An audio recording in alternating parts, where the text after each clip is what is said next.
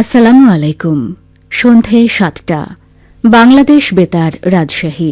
স্থানীয় সংবাদ পড়ছি সাজরিন খান খুশবু। প্রধান উপদেষ্টা অধ্যাপক ড মোহাম্মদ ইউনুস মিয়ানমার সেনাবাহিনীর নির্যাতনের মুখে পালিয়ে এসে বাংলাদেশে আশ্রয় নেওয়া রোহিঙ্গাদের দ্রুত তৃতীয় কোনো দেশে পুনর্বাসনের প্রয়োজনীয়তার উপর গুরুত্ব আরোপ করেছেন। তিনি আজ নিজ কার্যালয়ে আন্তর্জাতিক অভিবাসন সংস্থার সঙ্গে বৈঠকে রোহিঙ্গাদের দ্রুত পুনর্বাসনের উপর জোর দেন।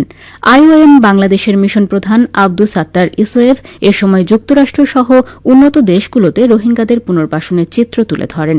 যুক্তরাষ্ট্রে হাজার হাজার রোহিঙ্গাকে তাদের দেশে পুনর্বাসনের প্রতিশ্রুতি পুনর্ব্যক্ত করেছে, তবে প্রক্রিয়াটি ত্বরান্বিত হয়নি বলেও বৈঠকে জানানো হয়। প্রধান উপদেষ্টা ড মোহাম্মদ ইউনুস এই প্রক্রিয়া দ্রুত করতে কর্মকর্তাদের নির্দেশ দেন। বাংলাদেশের ঊর্ধ্বতন কর্মকর্তাদের তিনি বলেন, পুনর্বাসন প্রক্রিয়া সহজ, নিয়মিত ও মসৃণ হতে হবে। এ সময় পররাষ্ট্র উপদেষ্টা মোহাম্মদ তৌহিদ হোসেন, পররাষ্ট্র সচিব মোহাম্মদ জসিমউদ্দিন সহ আরও অনেকেই উপস্থিত ছিলেন। অর্থ ও বাণিজ্য এবং বিজ্ঞান ও প্রযুক্তি উপদেষ্টা ড সালেহ উদ্দিন আহমেদ বলেছেন, বাংলাদেশকে জিএসপি সুবিধা দেওয়ার বিষয়ে যুক্তরাষ্ট্রের মনোভাব ইতিবাচক। কর্মপরিবেশ উন্নয়নের শর্ত দিয়ে ২০১৩ সালে এই বাণিজ্যিক সুবিধা বাতিল করে মার্কিন প্রশাসন।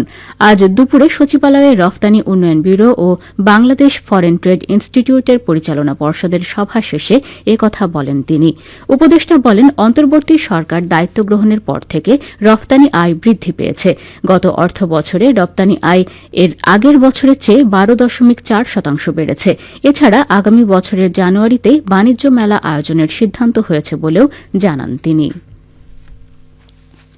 অন্তর্বর্তীকালীন সরকারের ধর্ম উপদেষ্টা ড আফম খালিদ হোসেন বলেছেন, কেউ যদি উপাসনালয়ে, দুর্গাপূজা মণ্ডপে কোনো রকম বিশৃঙ্খলা সৃষ্টি করে, বাধা প্রদান করে, তাদের কঠোর হাতে দমন করা হবে।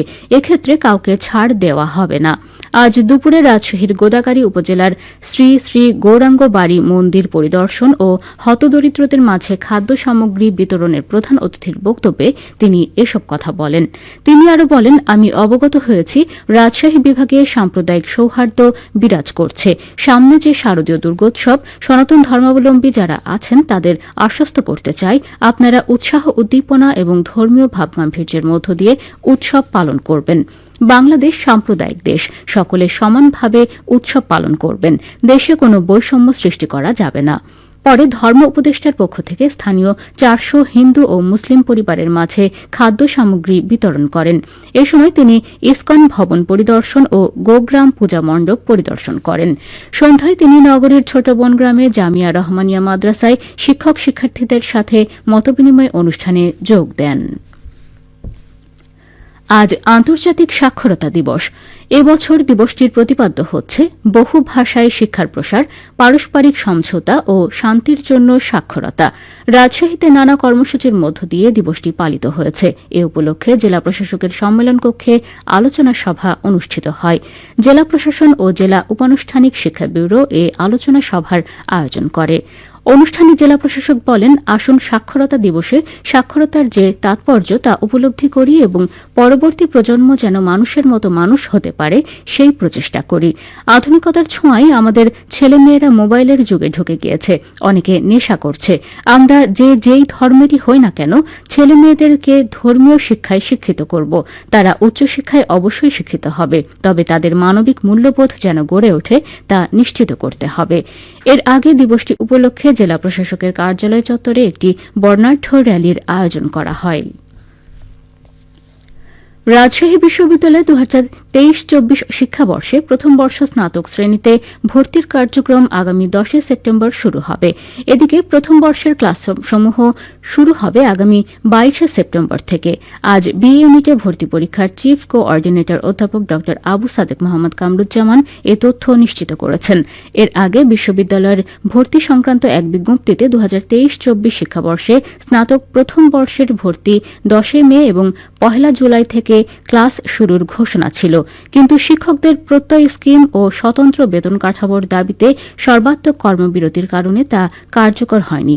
এরপরই কোটা সংস্কার আন্দোলনকে ঘিরে দেশ উত্তপ্ত হলে ভর্তির কার্যক্রম বন্ধ হয়ে যায়। ছাত্র জনতার বৈষম্য বিরোধী আন্দোলনে নিহত নাটোরের শহীদ রমজান আলীর বাবা মাকে ৫০,০০০ টাকার অনুদান প্রদান করেছে জেলা প্রশাসন। গতকাল সিংড়া উপজেলার সাঁওয়েল হাজিপাড়া গ্রামে অনুদানের চেক হস্তান্তর করেন নাটোরের ভারপ্রাপ্ত জেলা প্রশাসক মোহাম্মদ মাসুদুর রহমান। এ সময় উপস্থিত ছিলেন সিংড়া উপজেলা নির্বাহী অফিসার হামিম তাবাসুম প্রভা। ভারপ্রাপ্ত জেলা প্রশাসক বলেন, প্রশাসন সব সময় সাধারণ মানুষের পাশে দাঁড়াবে। সরকারের নির্দেশনা অনুযায়ী পরে এই শহীদ পরিবারের জন্য কার্যকর সকল পদক্ষেপ গ্রহণ করবে জেলা প্রশাসন। উল্লেখ্য, হাজিপুর গ্রামের নজরুল ইসলামের ছেলে রমজান আলী গত ৫ই আগস্ট ঢাকার বাইপাইলে বৈষম্য বিরোধী আন্দোলনের মিছিলে গুলিবিদ্ধ হয়ে মারা যান। সবশেষে আবহাওয়া। আজ রাজশাহীতে সর্বোচ্চ তাপমাত্রা ছিল ৩৬.২ ডিগ্রি এবং সর্বনিম্ন ২৭.৫ ডিগ্রি সেলসিয়াস। সন্ধ্যা ৬টায় বাতাসে আপেক্ষিক আর্দ্রতার পরিমাণ ছিল ৭৪%। রাজশাহী ও পার্শ্ববর্তী এলাকায় আগামীকাল সূর্যোদয় ভোর ৫টা ৪৯ সংবাদ শেষ হল। আমাদের পরবর্তী স্থানীয় সংবাদ প্রচারিত হবে আগামীকাল সকাল ৮টা ১০।